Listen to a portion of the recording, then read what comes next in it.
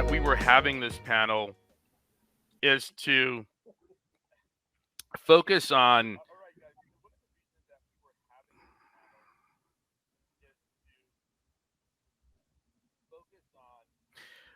these new class of investors that have been around for a long time, but that I'm seeing invest in people of color. What has been pretty interesting is seeing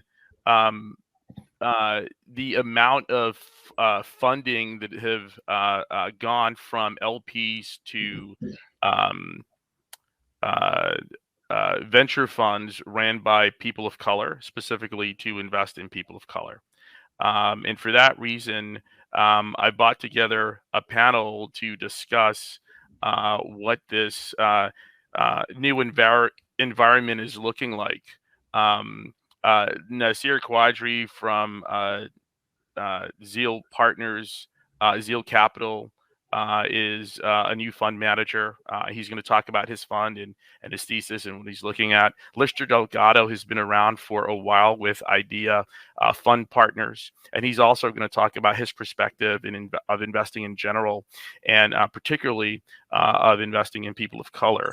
I think some of the most interesting parts of the conversation is about, how these guys got into venture as well. So we're going to hear about their background.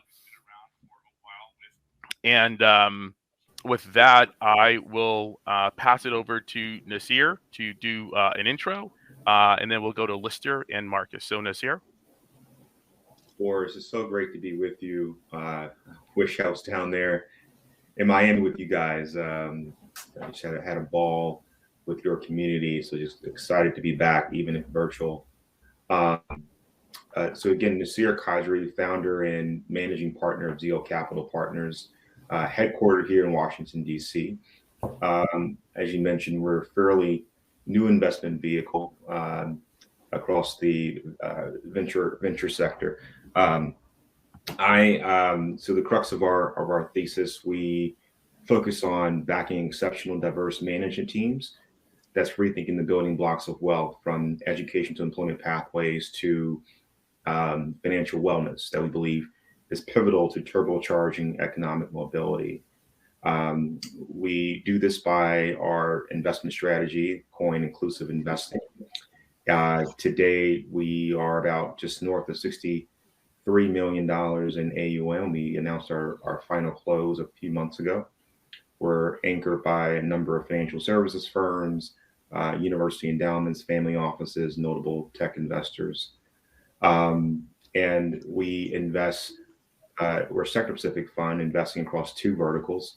So very niche, very specific investment mandate across the fintech and future of work sectors. Building on top of my track record and time across two investment vehicles, most recently leading AT&T Social Investment Fund, a $400 million investment vehicle. And then prior to that, an early stage venture fund called Village Capital, global head of their education technology practice. And then latter part of that time, leading their U.S. economic opportunity portfolio, sourcing, investing, helping scale early stage fintech, health, and future work companies. So just really excited. And for me, I market mapped this idea all of 2019, went officially into market end of January 2020, obviously not forecasting what would happen over the next 3-4 months. And I just could not be more excited to execute on the strategy and partner with exceptional founders, which we're doing today, which I can get more into in detail. But again, Boris, thank you so much for your leadership, and just really excited to be part of this conversation. Any interesting stories around how you found your partners for Zeal? Well, I think what's important to note that I'm actually a solo general partner. So it's more along the lines of how I decided to build the infrastructure. And I began with my advisory board. We're all 12 individuals have known me for 10 plus years, but they're also they're thought leaders across the future of work, so technology, racial equity, and impact.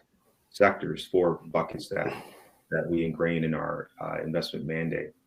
And then it went to our back office. So Cheryl Cassiano came over from KKR. Um, Andy Will, who's my right hand senior associate. Nikki Warlaw, our analyst. And then we have operating partners as well. And you couple that with our strategic and mission aligned LPs who also add strategic value as we think about post investment value creation. So it was, I learned early that it's less about being a solo GP, but more about building a company. And so I have a very specific strategy in terms of how I plan to grow internally in efforts to, whether it be Fund 2 or Fund 3, hopefully Fund 2, grow into a dual or tri GP partnership. Because there's no way I'm going to double down or raise $200-300 million fund.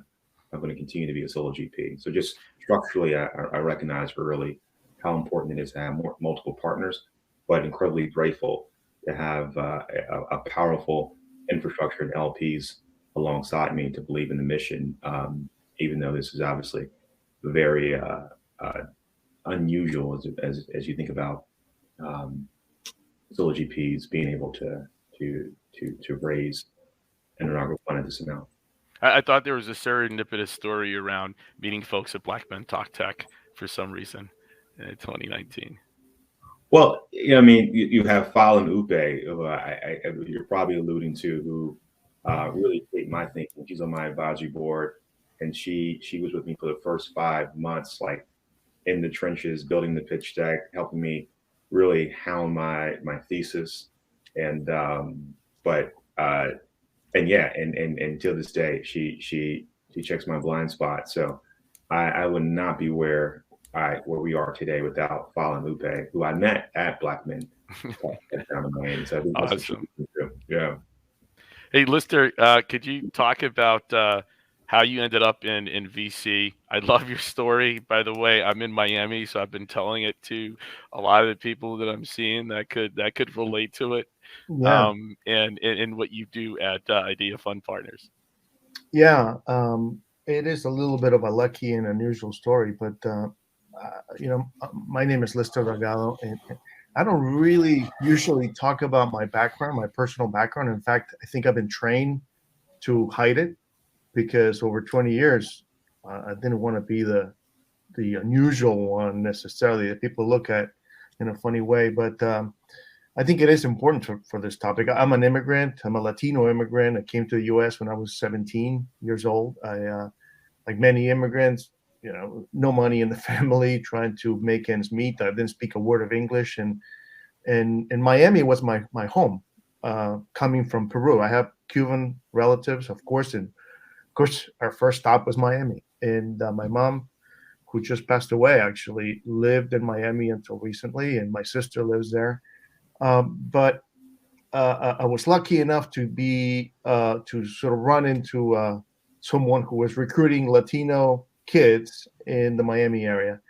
Recruited my sister, ended up sort of hopping onto that train myself, and went to Brown University to study engineering, and that really opened up my world. And first time I saw snow ever was when I moved up to the Northeast, and I became an engineer for 5 years. I ended up after that getting an MBA to learn how to spell business because I had no clue. But really, I had an entrepreneurial spirit, and after that, I ended up working at an economic development entity in North Carolina, and that was the beginnings of my investment career.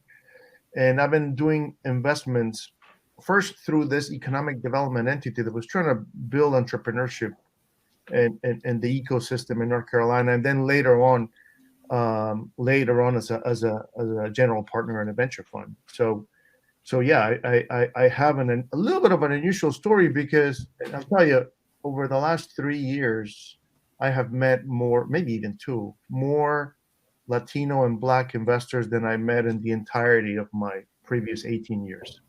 So, which is exceptional, right? And I think it's very relevant to the conversation that we're having today. Our fund, just a little bit on my fund. We run a seed and early stage fund called Idea Fund Partners, and we are headquartered in North Carolina. Initially, we were only investing in North Carolina. Then we started investing in the southeast of the U.S., and then we moved on to investing in all over the country, really. But our strategy is very much driven by two main drivers that we see. You could call them themes, perhaps. We invest in what we know, which is the future of the enterprise and the future of homes. In other words, the future of working and the future of housing.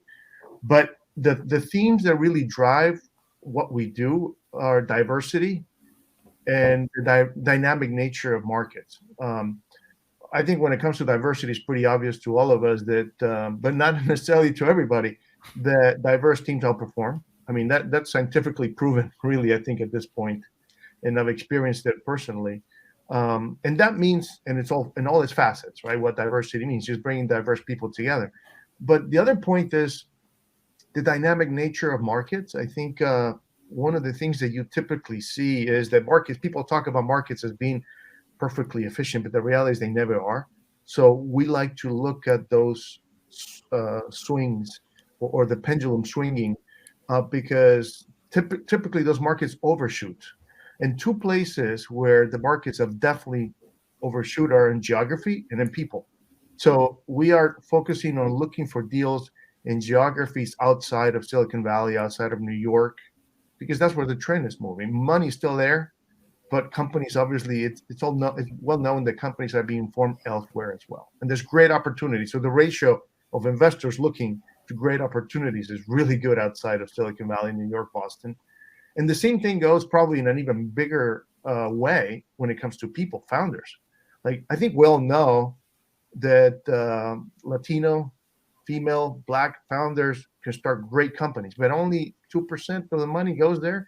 There's a huge, huge opportunity for us to be in the forefront there, investing where the market eventually will be, but it's not there yet.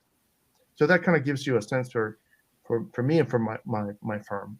And Lister, there's one other piece of insight that I think it's important to share, particularly as we're talking about. And I'm an immigrant too, by the way. I'm not a U.S. national, but at least I came from a country where English was our main language.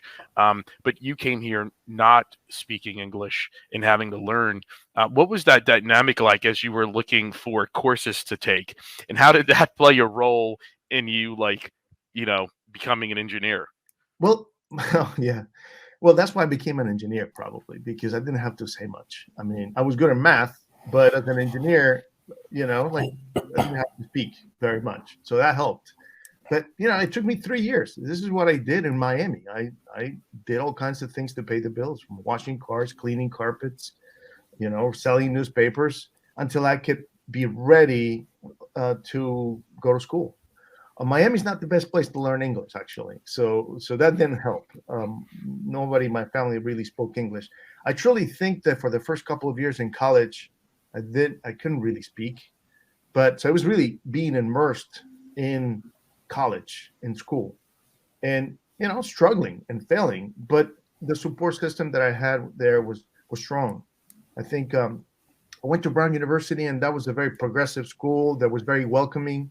I mean, it was free for me. There was no way I was going to be able to afford a school like that. I think it's important to think about, the challenges of education. There's no way I could have attended. I could have been who I am if it wasn't because school was free for me. And I was poor enough that could happen effectively. So, but it was really like with all of us, probably, we're not here alone. We're here because many people along the way helped us out, no matter who you are. I'm loving it, Lister. I'm loving it. And with that, I'm going to transition over to Marcus Glover. Marcus, would love your intro and learn a little bit more about your story. Well, Boris, you of all people know my story. Boris, you and I have been friends for quite a while, so I'm privileged to be here. I'm so happy to see the work that you and Evan and your family over at Black Women Talk Tech have put together an incredible platform, a campfire of sorts where we can come and learn and share stories and hold hands and kind of navigate this brave future together. I'm a true fan of both Lister and Nasir. Love your work. Often when I have the opportunity to give talks like this, and especially for people that are maybe a little unfamiliar with emerging managers, I start out by asking them if they're basketball fans. And, they're like, huh? I'm like, are you a basketball fan? They're like, yeah, sort of. And I'm like, perhaps a Bulls fan? I talked with a guy from a big media company the other day, and when I asked him if he was a Bulls fan, he got immediately insulted because he was a Detroit Pistons guy, like, back in the Isaiah Thomas, the Rodman era. But I use that as an example because there is this idea of the golden age of basketball. And some would compare this moment we're witnessing now to that era, where you could turn on ESPN and any night there was like a championship game. It was Jordan versus Magic, Magic versus Bird, Bird versus Isaiah Thomas. It was just nothing but, classic games and rivalries. And I use that as an example to point to this moment in our sort of our journey. And I like to call this the golden age of fund management. The viewers at home, take a look at this screen.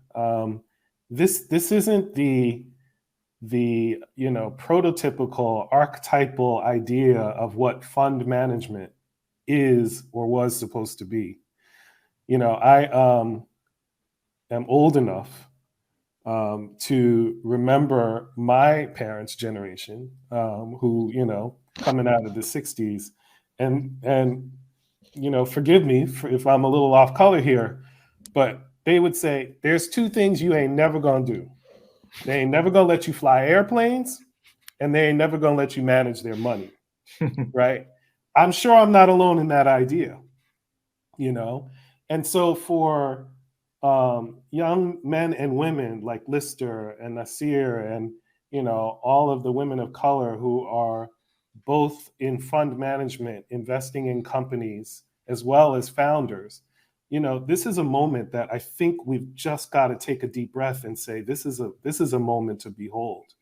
And so, it's with that I really just thank you, Boris, for this platform, Nasir and Lister for the work that you're leading.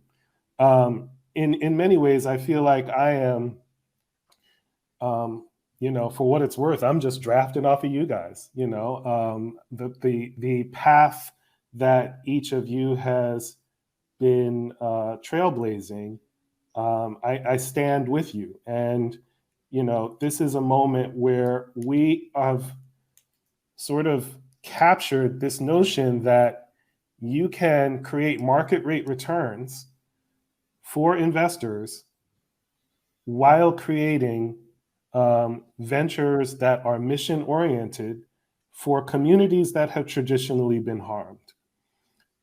So, whereas there were the dominant food companies an era ago that would make, very cheap goods, sell them in communities at the highest possible margin for investor gain, we now have those who, want to lead a health tech revolution to provide, not only goods and services in the health arena that are going to provide health for communities of color, but to also give that incredible investor return. And so, I'm in a very fortunate and privileged position to have stood up Lockstep Ventures along with a really incredible team.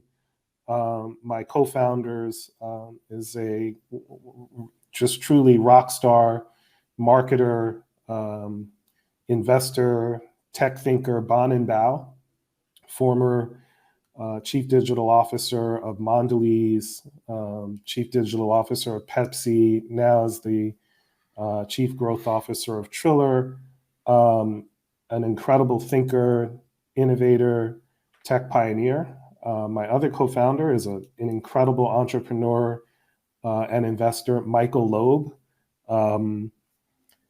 If anyone has ever taken a flight or booked a hotel on Pricelighting.com, that's one of the many unicorns in his portfolio. And just like Nasir, we have put together an incredible board of advisors, of amazing thinkers, captains of industry.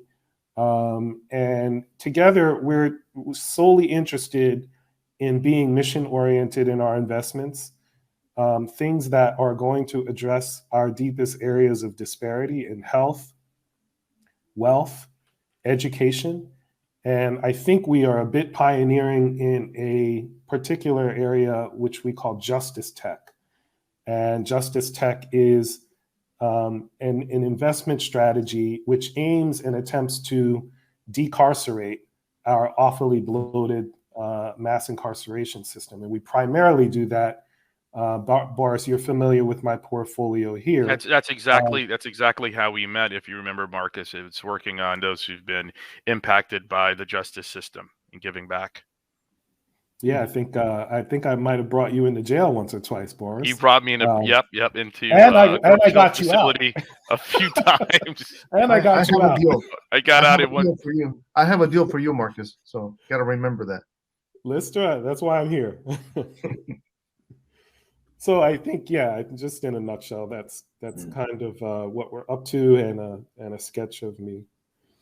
Hey guys, if you have questions for our investors, put it in the chat or comment on the comment box, and I'll make sure to try to get it in, because we're going to go right through to the end, and everyone's going to have these guys are going to be talking. So I'm going to work in your questions during the conversations, okay? And I think what we're moving to is that conversation around why invest in people of color, and I'd love to hear your take on that, Nasir. What's your thesis around that, and why would you do that? Well, first, we're doing ourselves a disservice. We're leaving money on the table when we don't proactively underwrite and partner with founders of color, women, and other underrepresented groups. As we know, founders of all abilities, like there are investable founders everywhere. And the truth is, if entrepreneurs are truly going to be the change agents of our country or the globe for that matter, then it has to include everyone, not just a very few. And to Lister's point, when you proactively invest in diverse management teams, you outperform. And even taking it a step further, to Marcus's point, data from a data perspective, I think we all know this number: 70 trillion under just south of 70 trillion under management. Only 1.38% is managed by people within this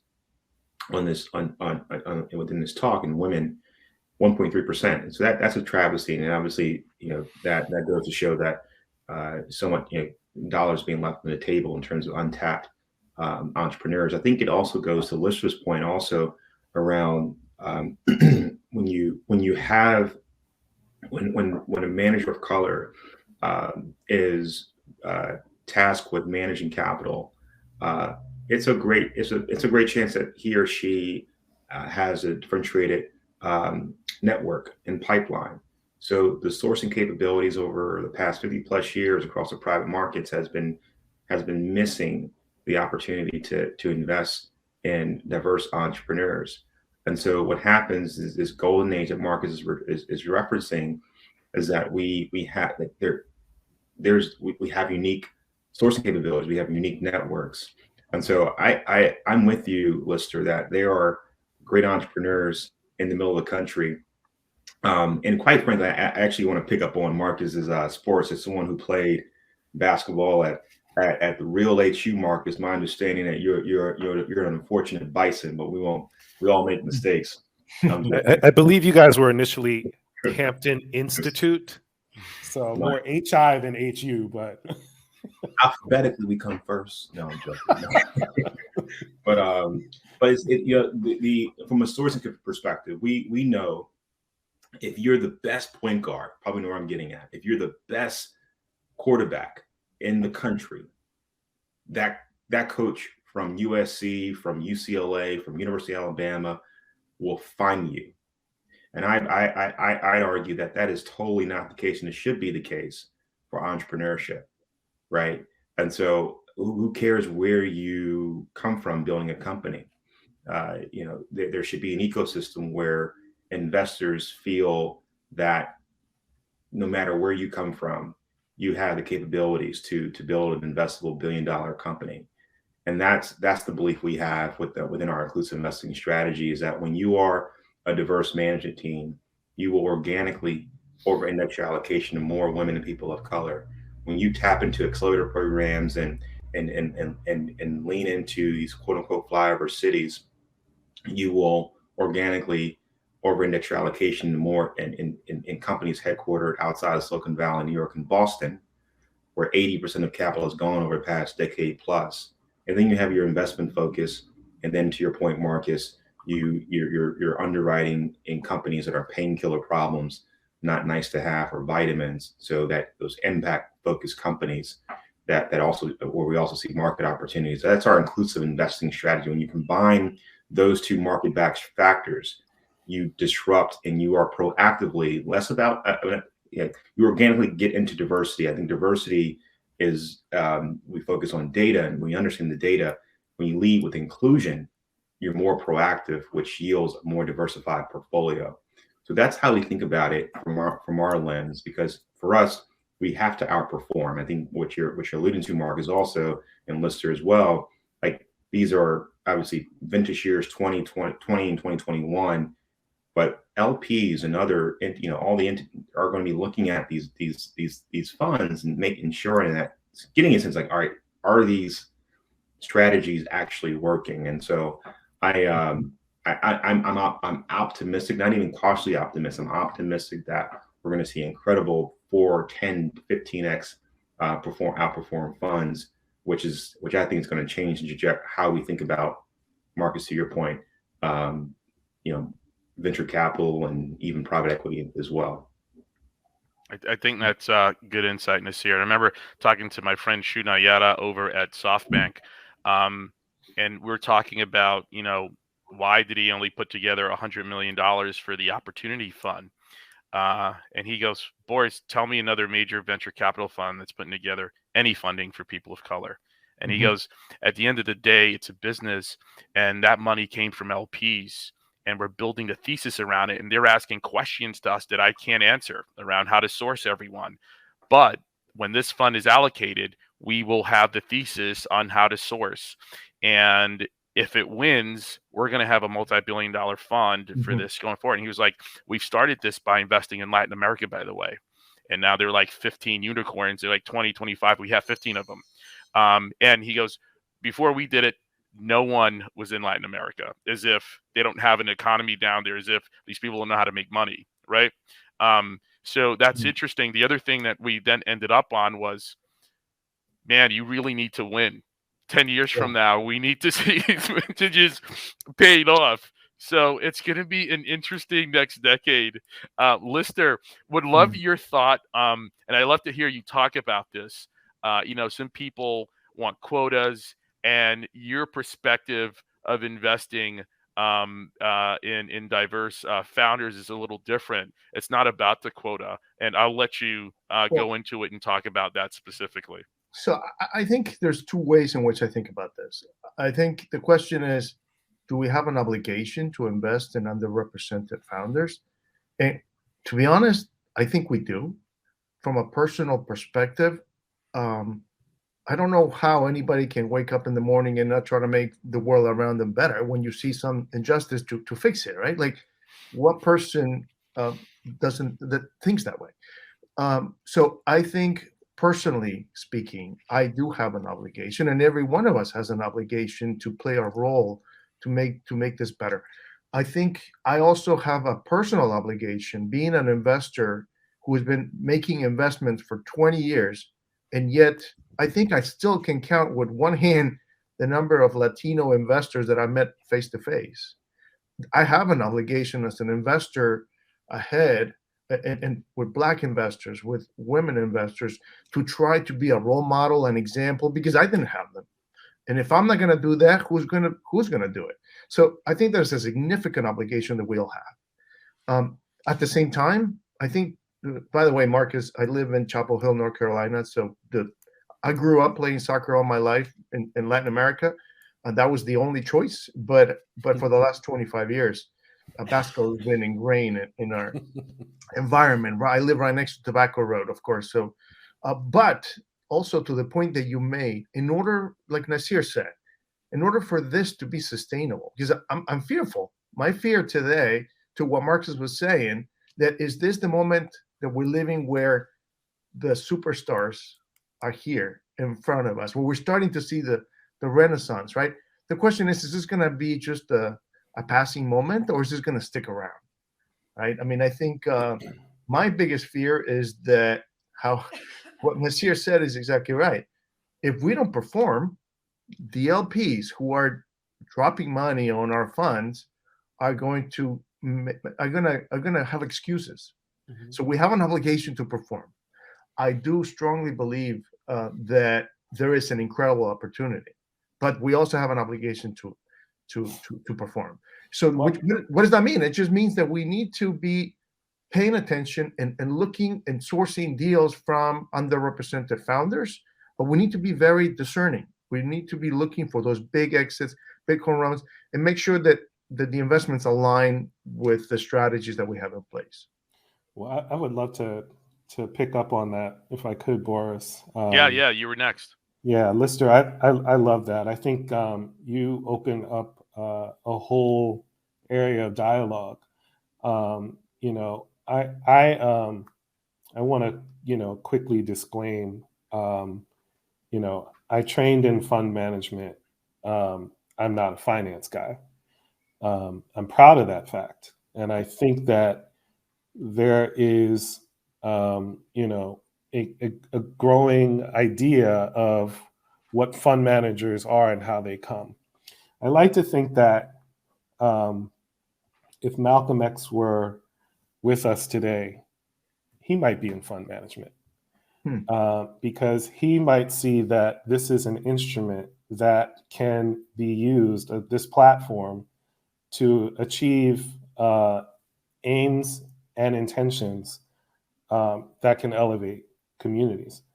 So, you know, in answer, Lister, you know, I love Malcolm used to say, you could either be 5 fingers or 1 fist. And, you know, one of the things that I think that collectively we've got to do better is work much more diligently together. Mm-hmm. You know, if we take a page from, you know, some of the Bay Area VCs, you know, the folks out in the Bay, you know, that founding team that exits from PayPal, they all become investors. They all get in each other's deals. They all accelerate those deals. And they call it what? The PayPal mafia, Facebook mafia, the Google mafia. And, you know, what they do is they build in, you know, a certain outcome, a certain exit. They almost engineer those exits. Yeah.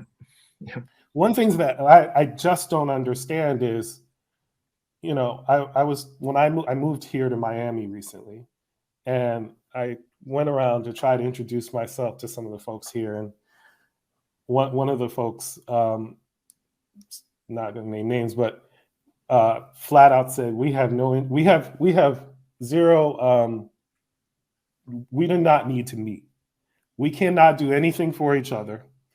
And I have found that meeting other VCs is pointless. And I was shocked, you know.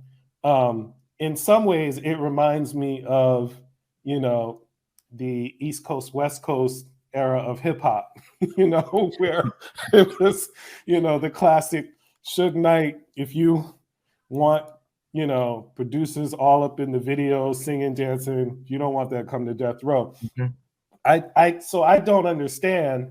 If we're all minority investors on cap tables, we need, you know, values aligned investors in each other's deals.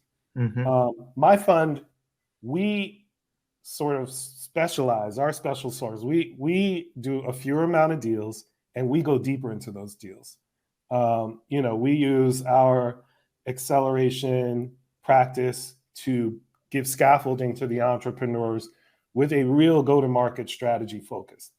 Now, listen, I don't know a damn thing about SaaS. I don't know who to tell you to call. I don't know, CTOs. I'm no good, but Nasir might be good at that. Mm-hmm. So if I'm looking at a deal, I need to send it to Nasir and say, is this something we should go in, right? But I just don't understand the behavior where we think that this is about an element of competition rather than cooperation. Yeah. The second thought that I just quickly, want to share is, this is innovation, and we are going to need to work together to, as Lister was saying, we've got to find greater success for exits for our companies, for our investments. These are the things that keep me awake at night looking at the ceiling, is how do we create a tidal wave of exits? How do we begin bigger conversations around M&A to make sure that there's buyouts or IPOs or things that are really going to create the greater success. Quite frankly, I think we might need to create our own, exchanges, like where are the Black and Latino exchanges where we can list our own companies? I think we've got to start to create a bigger sandbox, I guess, is part of the answer here. Yeah. If I can chime in, one of the problems that we have, that I have experienced, and you know what, the interesting and incredible thing for me personally is I have done it myself, right? And this is the problem that I think we need to break is when you look at so many deals, you need to create shortcuts. One of those shortcuts is, who do you know? And to the point that you're making, if every single investor that I know, because that's the group that I am surrounding myself with, every single investor that I know is a white male. And I only look at deals that are coming from the people that I know. Well, how am I ever going to invest in another Latino founder, a Latino woman? There's no way. So connecting, sharing deal flow, interacting, having conversations like this, that's part of the systemic change that needs to happen so that our networks are bigger, broader, right? And the system changes, because hopefully one day we don't have to have this conversation, right? Yeah, hopefully one day there's plenty of money flowing in race, color, gender, where you came from. It doesn't make any difference. But today and for a long time is going to, because I think the systems that are in place, the networks of people that dominate the capital markets, they're white, they're male, old typically. And that is what needs to change. So what you're saying, Marcus, about networking, sharing deal, is not just about a particular deal. It's part of the systemic change that needs to happen. Yeah. Hey guys, let me just chime in briefly. I think that's where I'm most optimistic, not just the quality of the companies that we're going to be investing in 10 years from now. We'll look at those companies as being the reason why our respective funds have outperformed. That to me, I'm incredibly optimistic in terms of the quality of the companies that we're going to partner with. But I'm also couple that with the fact that 10 plus years we didn't know each other, and I think we're just turning this corner where we know we're getting to know each other. And whether it's platform, because of platforms like this, or you look at social media, it's easier to get to know each other. And I think that's going to obviously yield, Marcus, to your point, and Lister, more diversified cap tables, being more strategic in terms of how we think about adding not just how we think about value add, what that means, not in the most vague sense, just to win deals, competitive deals, and then also in turn it pushes LPs thinking around how their pipeline of potential GPs to partner with, and what does it mean when they build a portfolio of GPs and how they can work together, and just like how we think about working with GPs in respect to supporting entrepreneurs. So I think, I'm optimistic also because that we're getting to know each other, and the more we lean into having convenings like this, and to your point, Lister, not just getting smarter around our investment acumen and around portfolio construction. Into your point, Marcus, is not competition. Now there is unfortunately, to most venture capital lens, like they have a floor ownership, and just because there's room left on the cap table doesn't mean it fits, even if it does fit their investment focus or their sector focus. If it's not enough room on the cap table that allows them to, at the very least, hit their floor ownership target, or single digits to 15 to 18 million dollar valuation post, then it, in terms of structurally, from an underwriting perspective, just not worth it. And so how do we understand each other's portfolio construction, where we say, all right, your minimum check size is $400,000. Mine is 1 million to 2 million. There's no competition there, but together we can secure and help this entrepreneur secure 2 million, 3 million, right?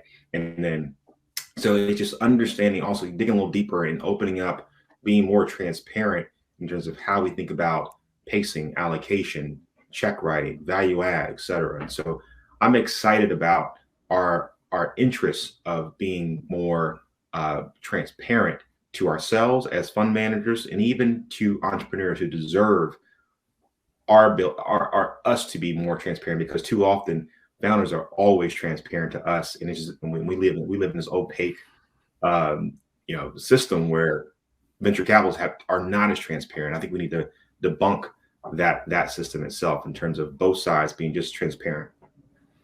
One thing I'd like to bring up, if I could, just 30 seconds, Boris. Is that cool? Yep. Yeah. So for all of us collectively, there's an existential threat that we need to discuss. Presently in the tax committee and the Ways and Means, the Ways and Means committee, there is a bill, or the child tax care bill, where it's being kicked around to tax carried interest. And the significance there is, once investors aren't able to realize, the carry the way we're presently constructed, maybe they'll direct invest in companies, or, maybe go to fixed income, but they'll say, sorry, Lister, Marcus, Nasir, I know you guys are doing great work, but, there's just not enough cap for me in the game anymore. And, that's a significant sort of deal breaker. I've personally had a couple of chats with folks in Ways and Means who, I have to say, have largely been a little unfamiliar with the work of Lister and Nasir and myself. They're like, really? You guys are that are investing in entrepreneurs of color, and Lister is thinking about, the future of housing, and Nasir is looking at the future of work.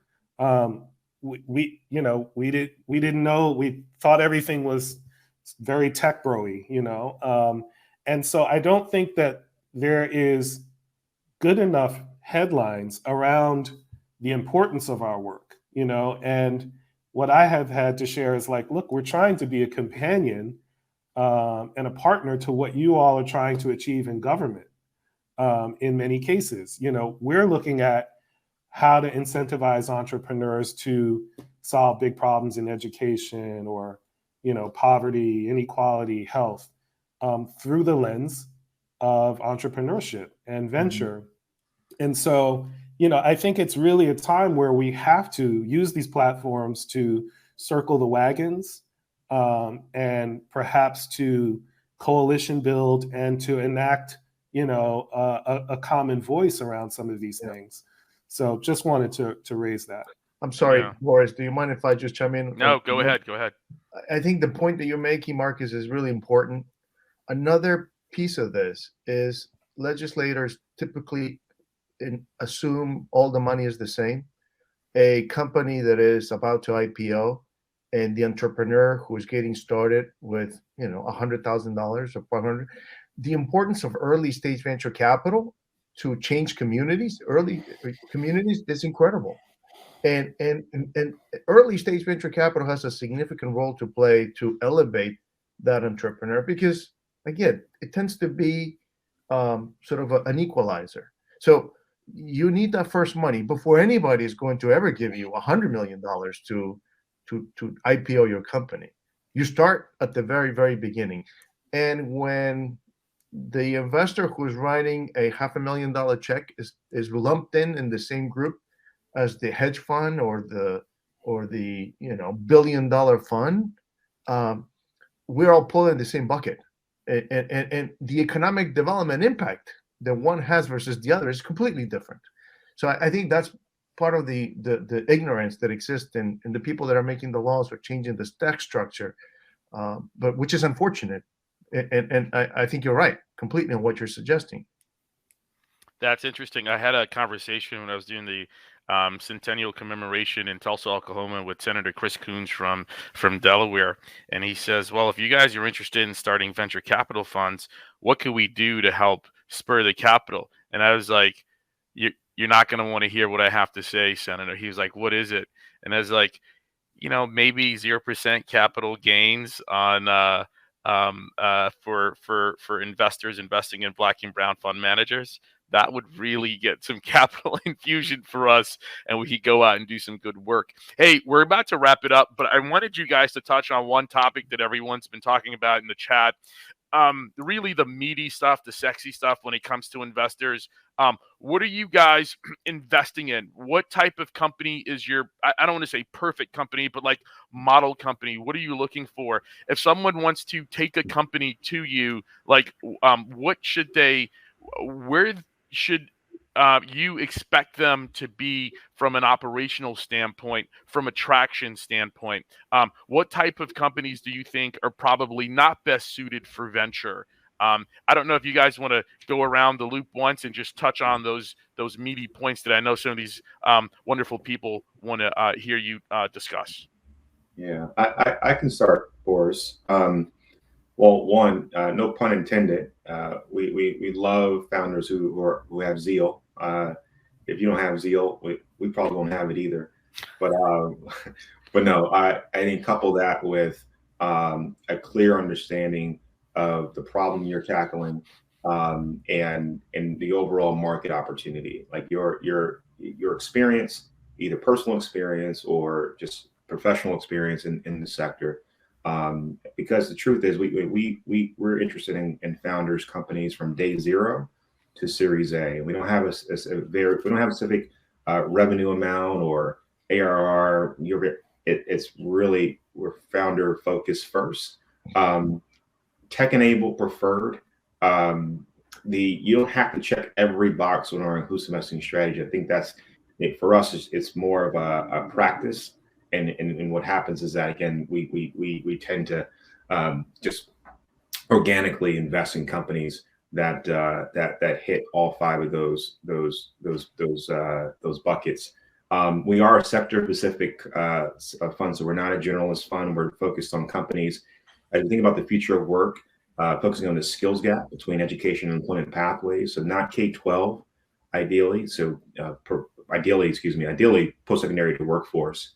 And for financial technology, is companies that are directly supporting building products and services for the and underbanked consumers. So rethinking credit access expansion, new savings and wealth creation platforms, for example. And so pre-seed to Series A is our stage. And again, in the spirit of time, if anyone wants to send us your investment presentation, Nasir at zealvc.co. And we recognize this is probably also some young folk in the audience, so you can go ahead and follow in our DMs. We'll meet you there as well at zealvc.co as well. I can be super quick. Really, two things: TAM and team. If there is a big unaddressed market opportunity, a great team, a great founder, we want to talk. Like Nasir, it's just info@lockstepventures.com. Might not want you sliding in my DMs. Leave that to Nasir, but it's all good. And I can try to be efficient too. Similarly, I think it's not surprising. I think we're all looking for large investment opportunities. And what that means sometimes is either large markets or new but fast-growing markets. I think it's important to have a good product strategy in general, but pretty much always we're investing in companies that are pre-product or early product. The thing, so those two are really check boxes though for us. What is really important for us is team, and it's not about having a complete team or a perfect team, but it's the qualities that make the team. It is important for us to have an entrepreneur that has big vision. You know, we want innovative thinking. We want people who are driven. It's these qualities. We want people who understand they're knowledgeable, understand their industries. You know, they have a good technical acumen, hopefully, or have people in their team that have technical acumen, and people who understand the nuance of their markets, right? It's just understanding and spending the time to think about what they're doing, and also being aware of their deficiencies as a team. What is not really for us is not important is whether they're old or young or repeat entrepreneur, first time, black, white, woman, female, sexual orientation. Those things are not important. It's not important whether they went to an Ivy League school or community college or no school at all. So that's really important. It's important to think about the qualities that make up the person and the team in general. And stage is early, and we basically $2 million in revenue or less. We really are focused on companies that are pre-revenue, usually pre-product, but you know, depending on the industry, some of them might require a little bit more traction than others. And we're at info@ideafundpartners.com. All right, guys. So you heard it here at Black Men Talk Tech. We had our VC change agent speak, Nasir, Lister, and Marcus. I hope you gentlemen could come back on the platform and look at our pitch competition. I think we're going to have some interesting companies this year. We had hundreds apply, or about 100 apply actually. So it's going to be interesting. It was a bigger pool this year, and some of these companies were extremely competitive. And one has done monster-like scaling from their launch from last year. Another one is trying to copy a business model similar to Pipe, but in another industry. So hopefully you guys could come on. Would love to try to plan another panel, maybe around funds of funds next year with you guys, and have you ideate on it with us. So thank you. And before we go, Lister, what was it, the email address that you gave again? info@ideafundpartners.com. All right. Thank you, guys. Looking forward to being in touch. Thank you, Boris. Thank you. I enjoyed it. Be well. Be Take care. well.